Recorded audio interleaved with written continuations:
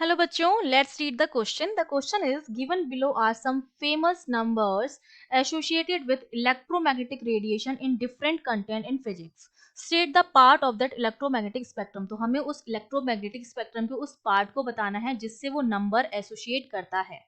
सबसे पहला हमें दे रखा है 1057 megahertz. This is the frequency of radiation arising from two close energy levels in hydrogen known as lamp shift. इसको हम लैम्प शिफ्ट के नाम से भी जानते हैं. और ये फ्रीक्वेंसी है किसके बराबर? जो दो एनर्जी लेवल होते हैं हाइड्रोजन में उससे जो रेडिएट होती है फ्रीक्वेंसी उसके बराबर है. तो देखो की कॉन्सेप्ट में जो चीजें हमें पता है कि हम जानते हैं कि जो हमारा इलेक्ट्रोमैग्नेटिक स्पेक्ट्रम है, ईएम स्पेक्ट्रम है, उसमें आपकी कौन कौन सी वेव आती हैं? Gamma, x, UV, infra, visible, micro and radio wave. और हम जानते हैं कि जब हम गामा से रेडियो की तरफ जाते हैं तो जो वेवलेंथ होती है वो इंक्रीज होती है, और जब हम रेडियो से गामा की तरफ आते हैं तो फ्रीक्वेंसी जो होती है वो क्या होती है? इंक्रीज होती है.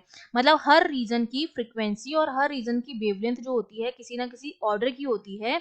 ठीक है. तो अब देखिए हमें दे रखा है फ्रीक्वेंसी, जो हमें दे रखी है वो हमें दे रखी है 1057 मेगा हर्ट्स. ठीक है, इसको मैं लिख सकती हूँ 1057 मेगा का हो गया 10⁶ हर्ट्स हो गया.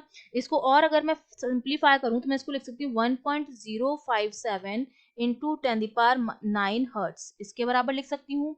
और हम जानते हैं कि जब मैं इस ईएम स्पेक्ट्रम को रीड करूंगी तो मैं जानती हूँ कि जो मेरी रेडियो वेव है उनकी जो फ्रीक्वेंसी होती है that is lie between 3 into 10⁻³ hertz से 3 इंटू 10⁻11 हर्ट्ज के बीच में लाई करती है. तो देखो ये वाली जो रेंज है वो इसके बीच में आ रही है.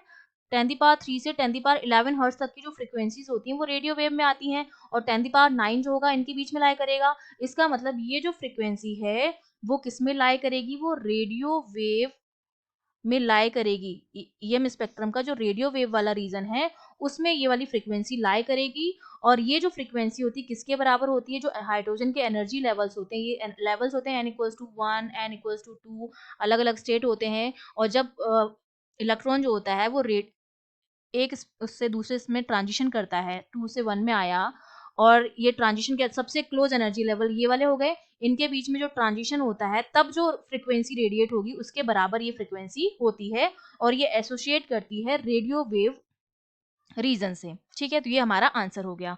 I hope you understood well. All the best.